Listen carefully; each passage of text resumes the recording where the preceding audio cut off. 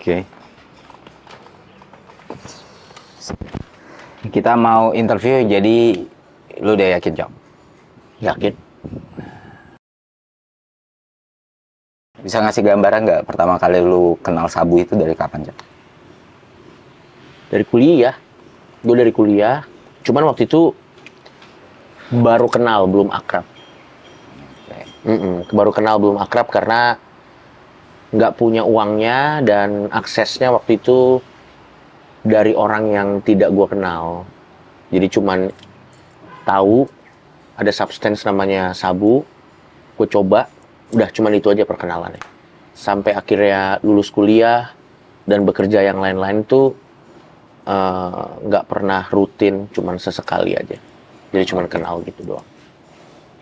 Kapan fase lu yang paling intens banget dengan sabu? 2018, saat udah punya duitnya dan udah punya aksesnya. Oke. Karena sebenarnya cinta pertamanya sih sama sabu, tapi gue sempet coba yang lain-lain gitu untuk eksperimen apakah memang ada nggak substance lain yang cocok, kayak misalnya ekstasi, maksudnya ganja. Gue pernah coba kokain, tapi emang buat gue pribadi cocoknya pada waktu itu dan sampai ketangkep itu sabu. Dan lu bisa bilang nggak diri lu dengan sabu itu udah di level adik? Oh iya, jelas. Atau masih yang coba try and error?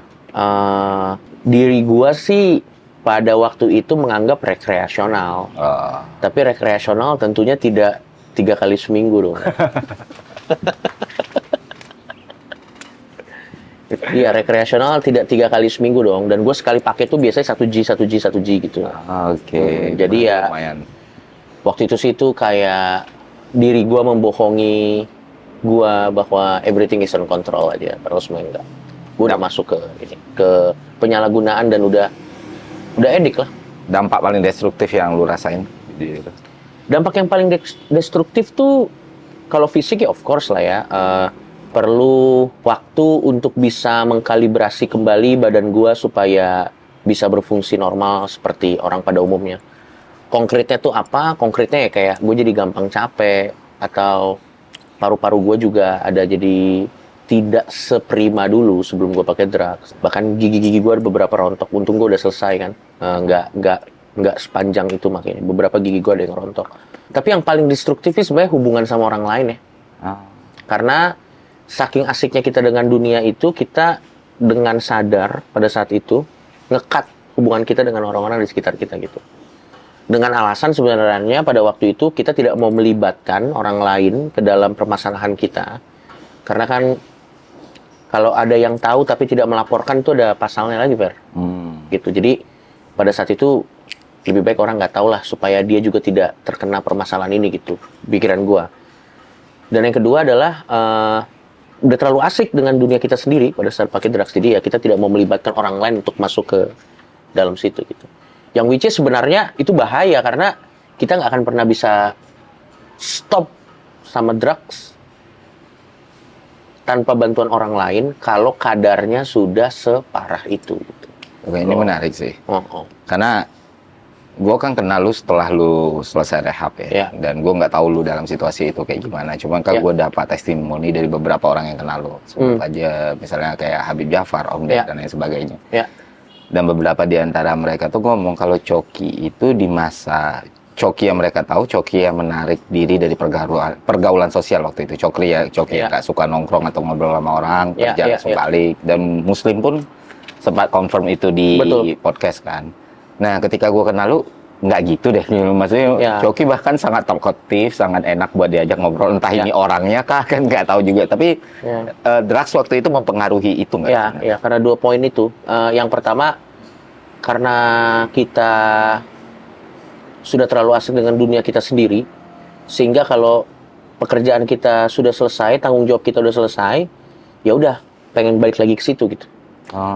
Jadi pada saat itu pikiran gue adalah tanggung jawab atau pekerjaan itu hanyalah sebuah means supaya gue punya resources-nya untuk bisa beli barangnya. Gitu.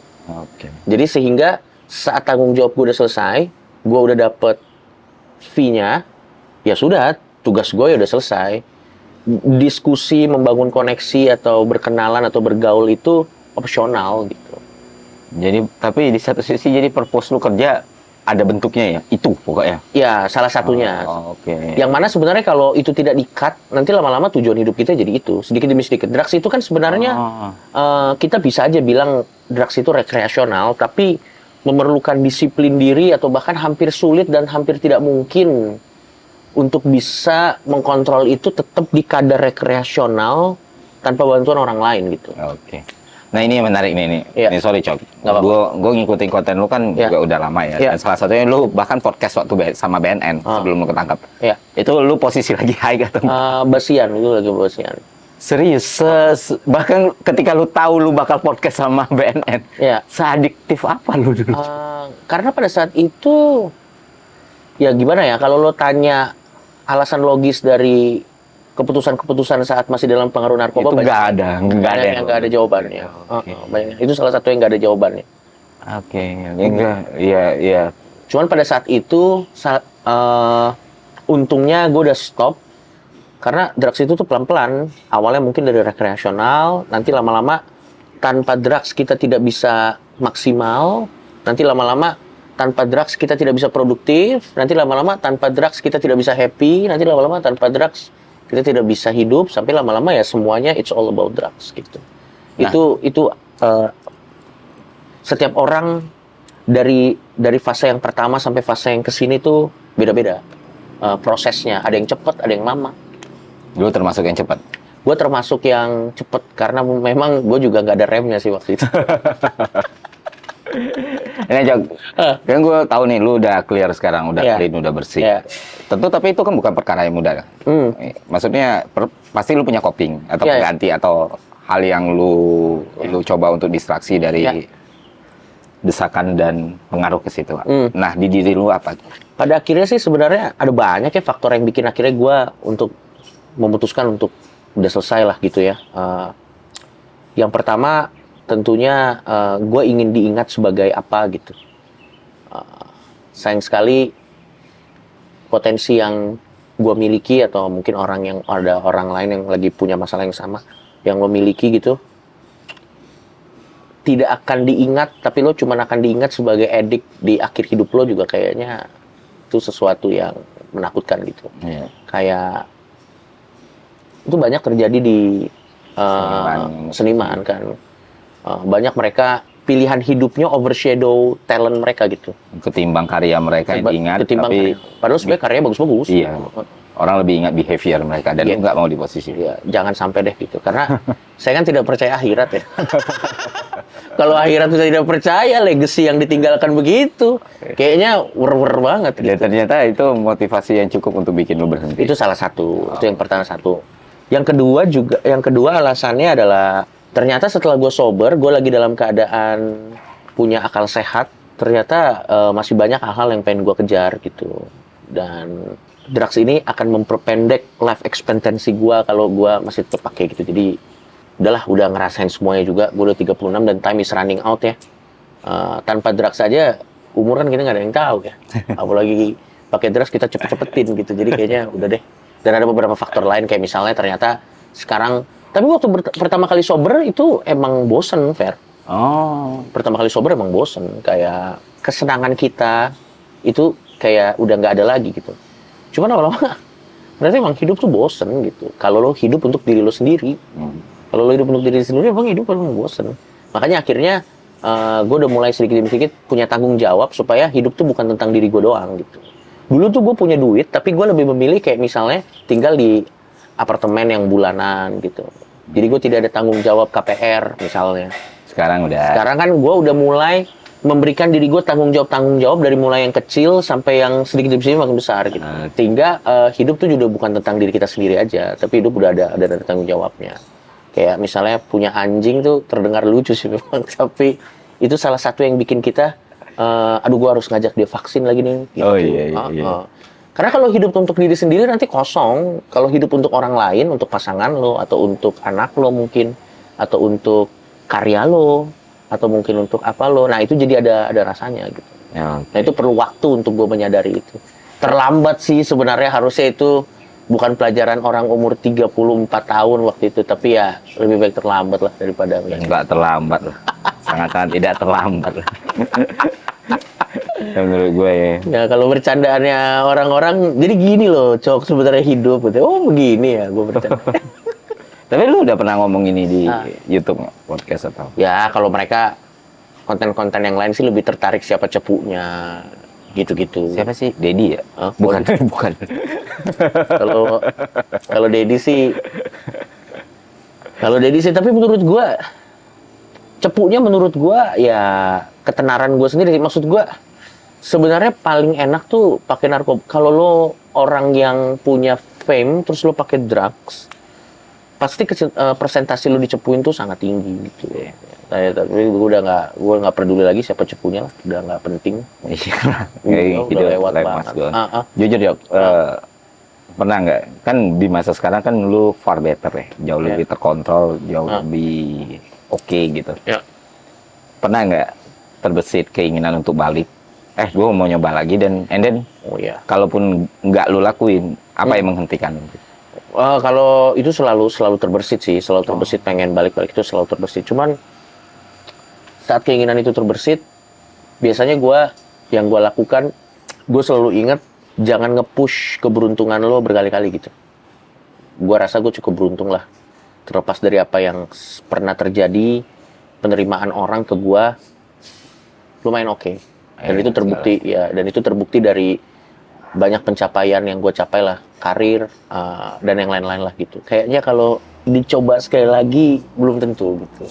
Gue mikir itu. Ya kalau lu coba berarti semua rasionalitas yang lu edukasi ke orang ya lu gugulin sendiri. Keberuntungan tuh jangan sering dipakai. Don't push your luck. Don't push your luck. Ya alasan yang oke. Don't push your luck. Karena siapa yang bisa dengan lantang mengatakan seseorang yang kena kasus narkoba dengan video penangkapan seperti itu lagi, ya kan? Tiba-tiba berapa tahun kemudian bisa foto sama wakil presiden dan calon presiden, kan menurut gua hanya terjadi sedikit gitu. Dan itu luck yang gua nggak mau push gitu. Itu aja sih salah satu yang lumayan bikin rem. Ini klise tapi gua rasa ya kalau lu yang ngomong orang bakal denger sih. Gini, pesan gua adalah untuk orang-orang gitu.